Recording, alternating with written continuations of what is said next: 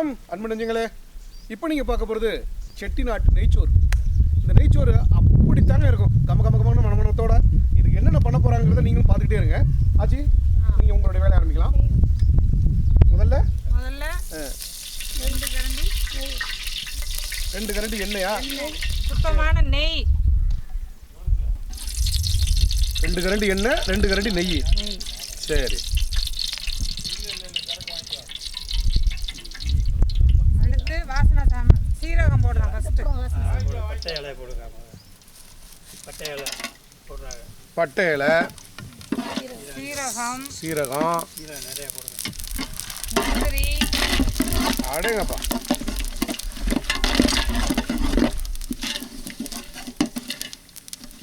அடுத்து பச்சை மிளகாய்.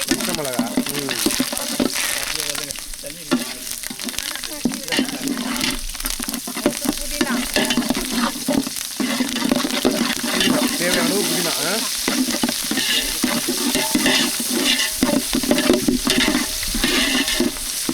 போட்டு நல்லா கிட்டிக்கிட்டே இருக்கணும். அந்த பச்சை மிளகா வதங்குற வரைக்கும். அடுத்து வெங்காயம் போட போகிறோம். பச்சை மிளகாய் நல்லா வதங்கினதுக்கு அப்புறம் வெங்காயம். பச்சை மிளகா நல்லா வதங்கினோடனே வெங்காயம், பெரிய வெங்காயம்.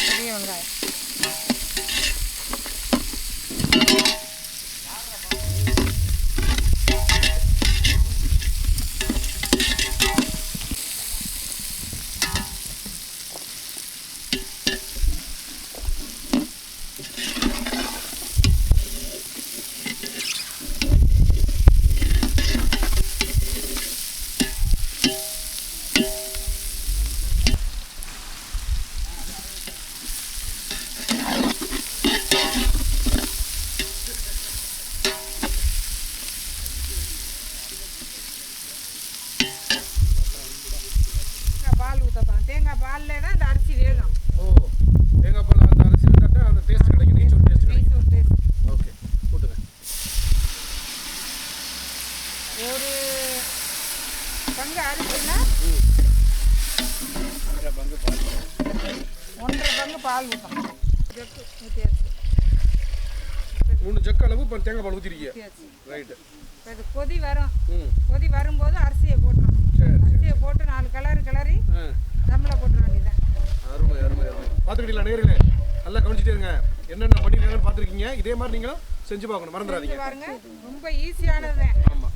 இதே நீங்கள் வீட்டில் செய்கிறதுனாலும் செய்யலாம்.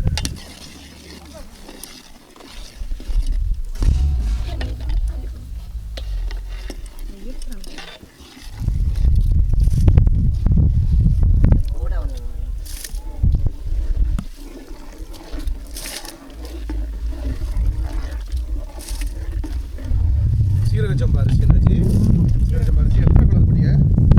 தேவையான அளவுக்கு போட்டுக்கிட்டியா?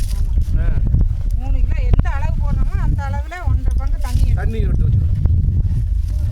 ஒரு கிலோ தான் போட போகிறோம் அப்படின்னா அதுக்கு தகுந்த மாதிரி தண்ணி. ஆமாம், பையன் வந்து ஒரு படியிலையோ ஒரு டம்ளரில் கூட அளந்துக்கலாம்.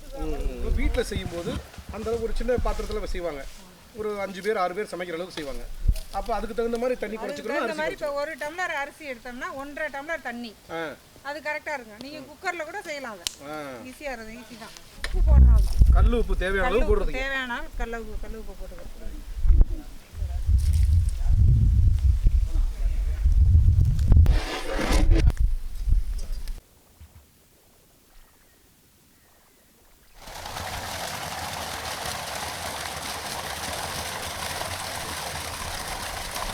இப்போ வந்து இப்போ நெய்ச்சோறு ரெடி ஆயிடுச்சு.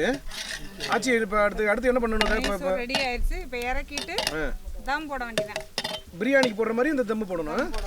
சரி சரி சரி. இறக்கி கீழே சட்டியை வச்சு மேலே கொஞ்சம் நெருப்பள்ளி போட்டு மூடியை போட்டு ஒரு வெயிட் அப்படி அப்படியே இறங்குங்க பார்ப்போம். இறங்குங்க. அதை எடுத்துக்கங்க.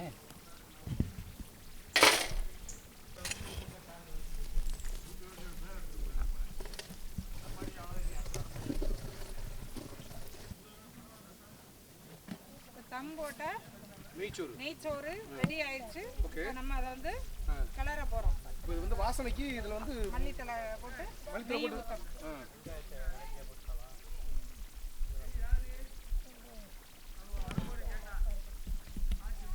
மல்லித்தலை போடுங்க.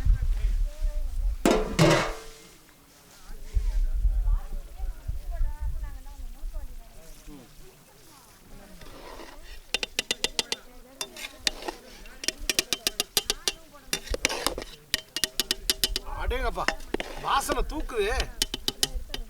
சூப்பர்.